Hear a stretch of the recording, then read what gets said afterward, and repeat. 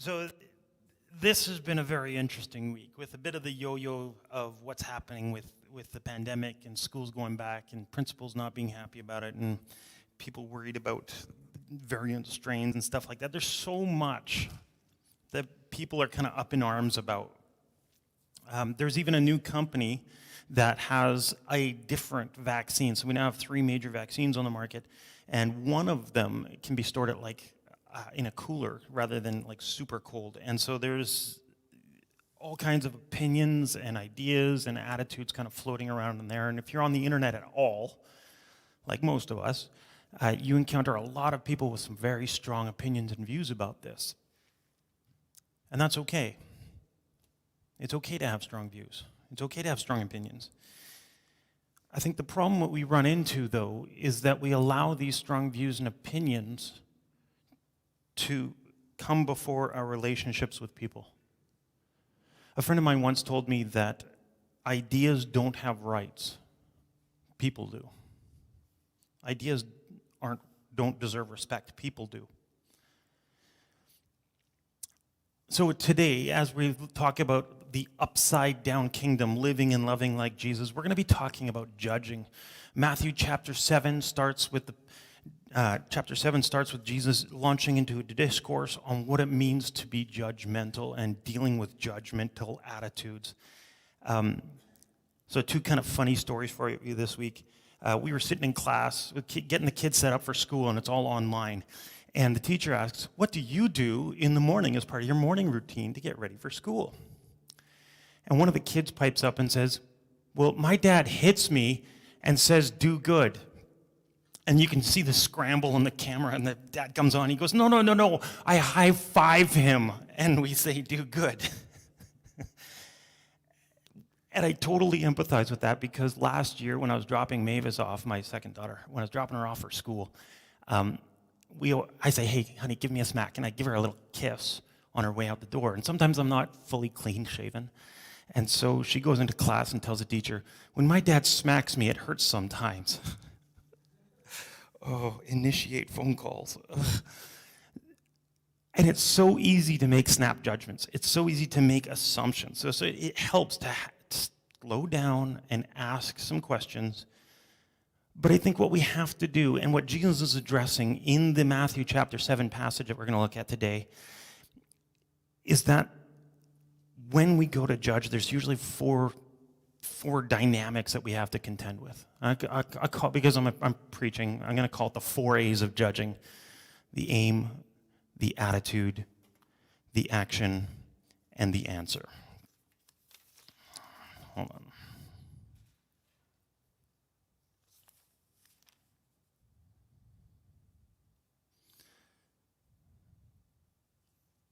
We seem to have a problem with my slideshow. There we go. There we go, the 4 A's: the aim, the attitude, the action, and the answer.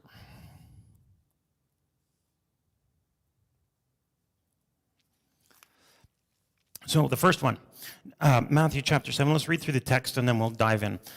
Matthew chapter 7 says, judge not, that you not be judged. For with the judgment that you pronounce, you will be judged.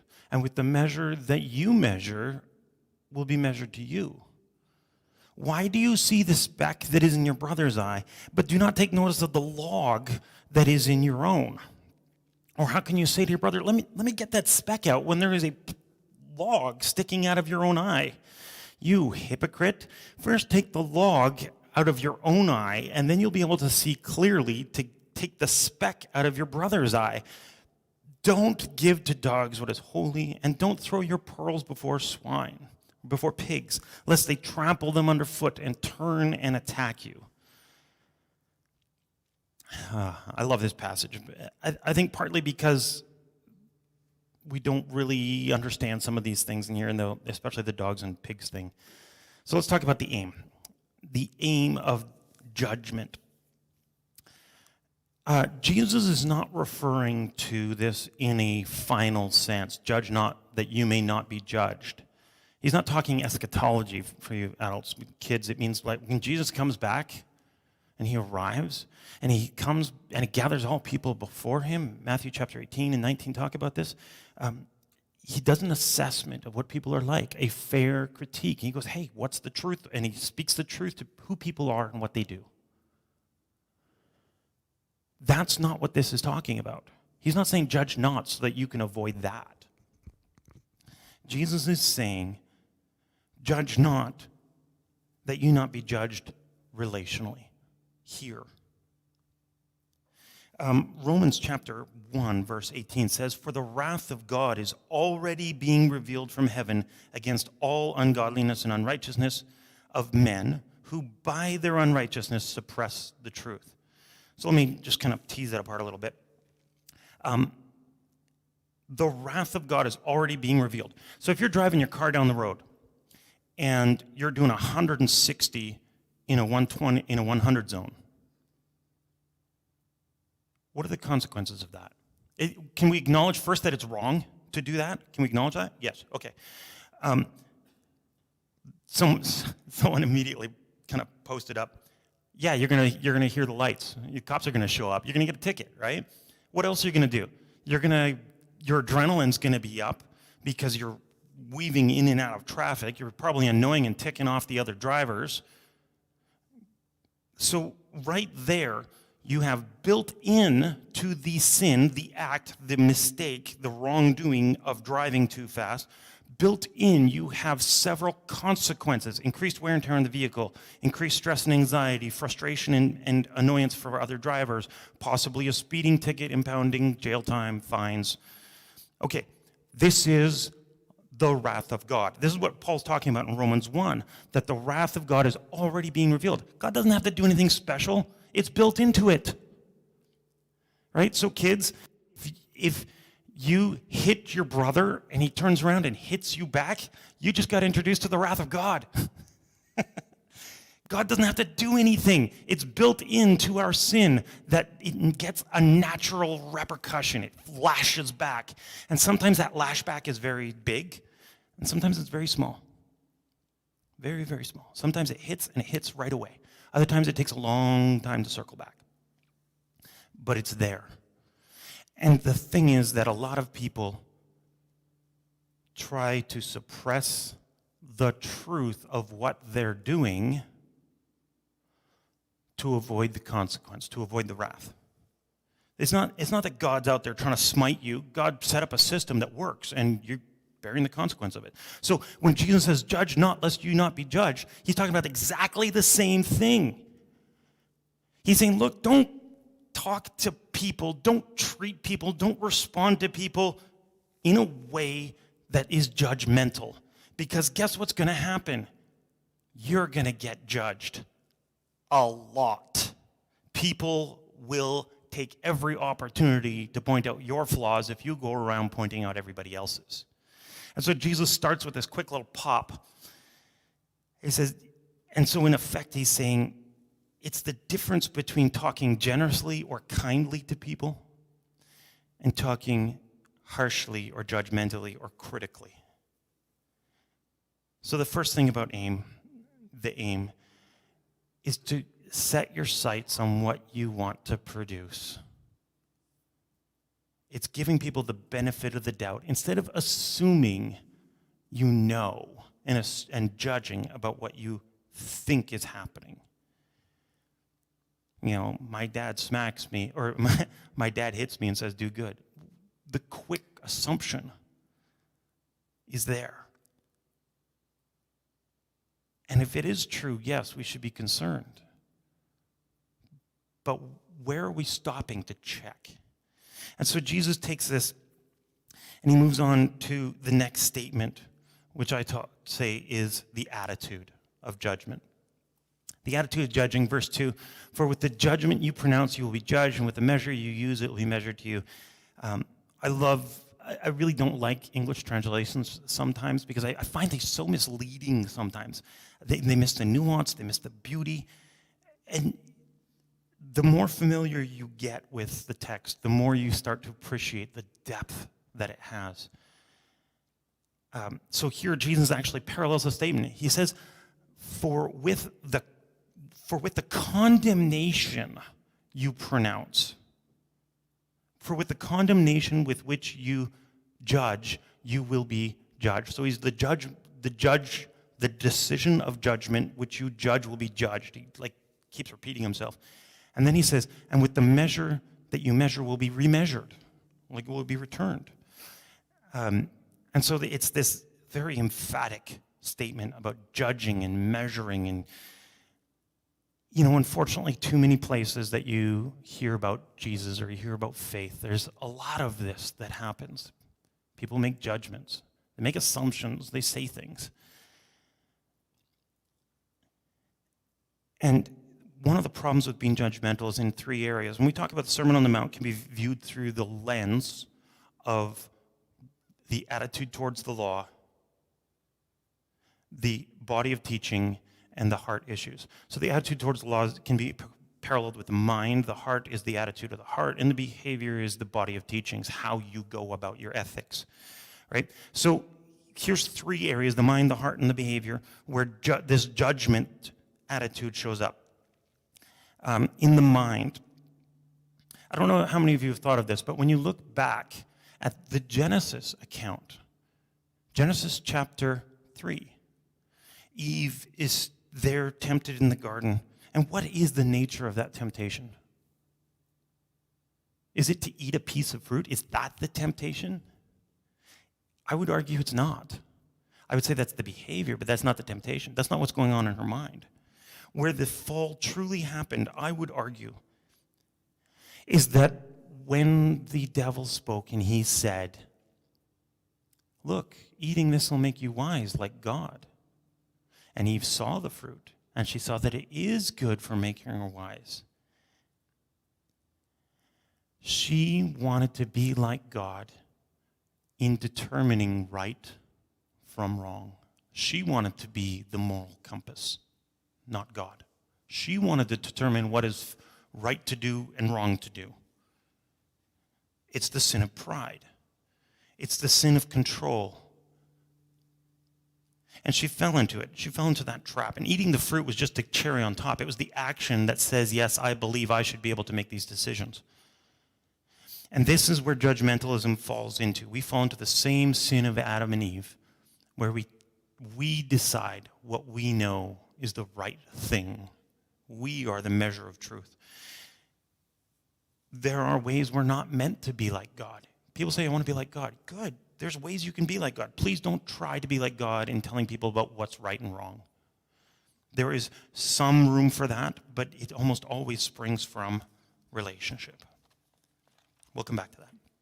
Second one, the heart. Watch how you assess other people's lives, motives, and intent. When we look at our heart's attitude, what are we assuming about other people? Are we assuming that we know why they did something? Do we assume to know their purpose?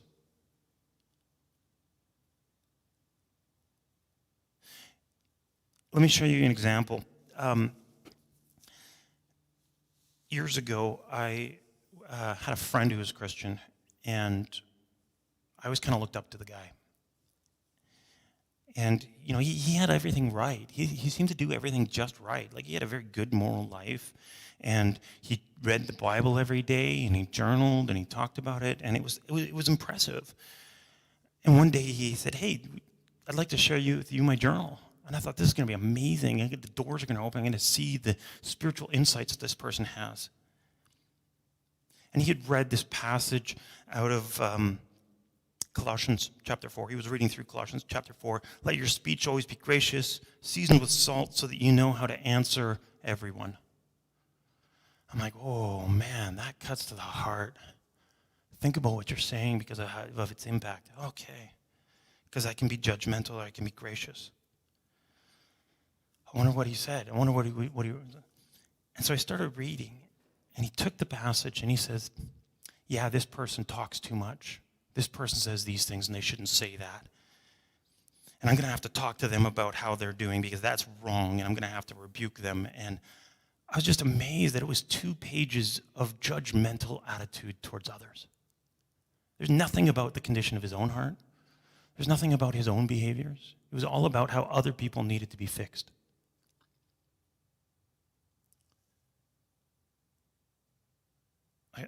I couldn't understand it. we have to be careful what standards we hold other people to. And I'm not anti-standards. I love standards. But the problem is a lot of people fail in the same place where they critique others. People tend to condemn what they themselves struggle or hate. Some of you may be familiar with Jimmy Swaggart? So many Jimmys that were televangelists that are kind of sketchy. He was constantly getting angry about things like prostitution. And yet he had been caught like 5 times soliciting. Psychologists call this shadowing, where we tend to see something in ourselves that we hate, and we see it in someone else, and then we condemn or critique it there because it feels safer to hate it there than it is to hate it here. And so when we talk about the judgment, the condemnation that we pour out, that you pronounce, it'll be judged back, and the measure that we measure will be measured. I would argue that Jesus is saying, be a person of grace. I mean, think about this. If I get to choose what I measure out to other people, what if I measured grace out to you? What if I gave to you generosity and love? What if I gave to you forgiveness and freedom? If that's what I've measured out, what am I going to get back?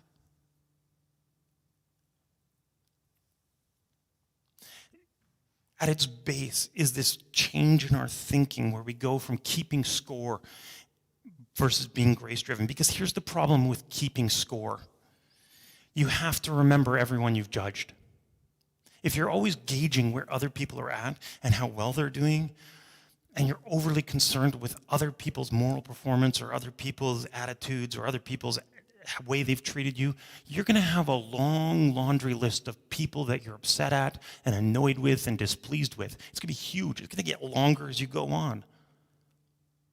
Keeping score means you've got to keep the score. But if you're grace-driven, you can say, you know what? Grace. I don't understand and I don't need to make that into something. I'll let it go. How long of an account do you have for that? Your bookkeeping gets pretty skinny.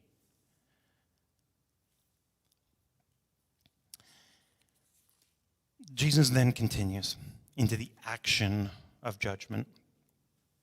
Why do you see the speck that is in your brother's eye, but do not notice the log that is in your own? Or how can you say to your brother, let me help you out with that little sliver, that little flake of sawdust, when there's this massive chunk of wood in your own eye? You hypocrite, you fake, you liar. First take it out of your own eye, the big mess, the log out of your own eye, and then you'll be able to see clearly to get the speck from your brother's. I love this one because most people circle back to hypocrisy. They dial into the hypocrisy on this one, and fairly so. But you know what we often miss? We miss that the pure humor of Jesus in this. I mean, Jesus is like, who's ever had a log in their eye? I mean, seriously. And how would you not notice a virtual tree sticking out of your face? He's overstating it and exaggerating it for the sake of humor, and it's comical to think of even. But let's face it, it's easier to critique than it is to do. There are 1 million armchair movie critics and only a handful of directors. There are millions of sofa sports critics and only a few hundred athletes. It is so easy to think you have the answer or to see better, to think you see better than someone that's actually doing it. I'll give you a quick example from our own life. Permission granted for this one. My oldest daughter, she's a bit of a firecracker, but she's perfected the art of annoying someone to get what she wants. She irritates, she'll poke, she'll tease, she'll repeat endlessly. She'll come up while I'm sitting at trying to work, and she'll tap, tap, tap, tap, tap until I have to pay attention to her. And yesterday my son says, I want to play a game. sorry, son, I'm a little busy right now. I'm in the middle of a phone call. Can you just go? I'll be there in a few minutes. I want to play a game. I want to play a game. I want to play a game. I'm like, okay, mute. Son, go talk to your sister. She'll play a game with you. So he goes to her, I want to play a game. I want to play a game. The art of annoying to get what you want. Guess where he learned it? Anyways, so she turns to him and she says, gosh, you're so annoying. You know, if you try to annoy me to get what you want, it's not going to work. And I'm like, gosh, it's hilarious. Because she was condemning the behavior in him that she herself is frequently guilty of. In fact, her words were, I want to play a game of stop annoying mom about what you want to do. How about that? Can we play that game? And I was like, oh, Rory, sheesh, kid. The thing is, we tend to criticize more than what we can do. Our capacity to assess something tends to far exceed our ability to do something. And that's not wrong. It's how you grow. It's how you learn. The problem is when your ability to assess is turned externally.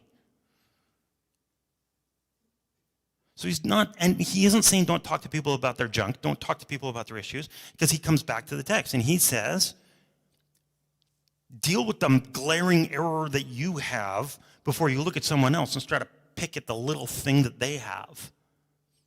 You don't have to be flawless to talk to someone, but don't try to correct someone on something that you're making a massive mess of. And I would argue that Jesus here is poking us to look at ourselves and turn that keen eyesight on our own flaws. If you're so good at seeing and understanding, deal with your biggest stuff, not someone else's little stuff. And so, foremost, this is about looking at your own alignment with Jesus' teaching, your own alignment with the truth, your own alignment with reality. Instead of, I joke with people often. I say, one of the most important steps you can take to not being a hypocrite is to walk a mile in another person's shoes. And it's a good practice because it gives you understanding for them. It also means you're a mile away and you have their shoes. So, and then finally we come down to the answer of judgment. Jesus says, don't give to a dog what is holy, and don't throw your pearls before pigs, lest they trample them underfoot and turn to attack you. The interesting thing is most scholars aren't exactly sure about where this is going. This text, they're like, yeah, we're not 100%. Some traditions say the Eucharist, like communion, don't give to dogs, which is a common Jewish way of referring to Gentiles. Don't give to people who don't believe communion. And don't give precious things to people that are unclean, the unfaith people, lest they attack you. No, I don't get that, because how is giving somebody a little cracker and a bit of juice and inviting them into community make them want to kill you? There's no sense to that. Some say don't share the gospel with the Gentiles. And this would line up and make sense of Matthew chapter 15, verse 5, and Matthew 15, 24. It also lines up with what Paul says in Romans, to first the Jew and then the Gentile. So maybe. But it also means that it's virtually meaningless to us today because we're past that time. See, I have a hard time accepting that there's something in the scriptures that's completely irrelevant. So unless you read it not as ethnic, but as a focus on unreceptivity, don't give to people that are resistant to the gospel. And don't talk to people about faith that hate faith, because then they will trample and attack. They will hate. Makes sense. Okay. I mean, it's on par with sharing people about your great way to make money on the next multi-level marketing plan, or your view on politics, or on how to make money in real estate with no money down. You're not going to win friends with this tactic. What I want to dial in here is a little more generalized reading of this. It's interesting that don't give to the dogs what is holy. The Hebrew word for that is kadosh. Interestingly, the Hebrew word for golden is kadasa. So it's the same consonant, it's just different vowels. And some scholars suggest this goes back to Proverbs 11:22. Like a gold ring in a pig's snout is a beautiful woman who shows no discretion. And so maybe Jesus here in 7 verse 6 is saying, have discretion. When tempted with judgment, have discretion about what you share, about what you say. Your words are precious. Don't offer the hard-earned lessons of excellence to someone that doesn't want to be excellent. Because they're not going to receive it as wisdom. They're only going to see it as something to resent, and they're going to turn on you. I've experienced this personally. And I'm sure that on some level you've seen it at work. Try telling someone something that you have insight into, and it may not land well. Be mindful of where they are. Who you challenge should be Spirit-led. And so I would urge you to remember, every sinner has a future, and every saint has a past. And most of the truth that needs to land in someone's life, God has already laid the groundwork for it to sprout. Just because you see it doesn't mean it needs to be said. That's Galatians chapter 5, verse 15 says, but if you bite and devour, if you insist on picking at each other, if you bite and devour one another, take care that you as a community are not consumed.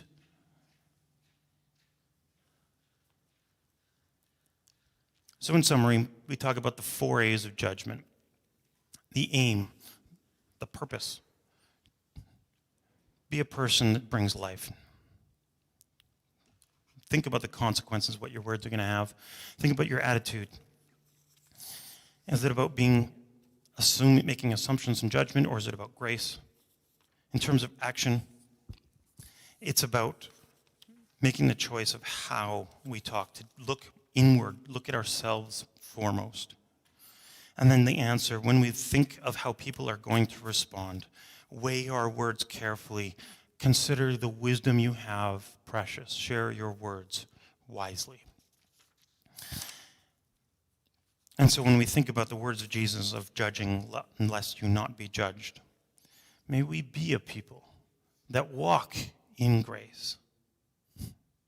And before you speak a word of correction, make sure you spend time with God and that person to have that clarity that this is the time to speak to that issue. Because we all know what it's like when we try to fix someone and that goes south. That's not God's will. And so I want to encourage you from here. Speak words of grace. Be people of peace. And as always, remember, accountability is freedom. And grace is the channel of the greatest freedom of all.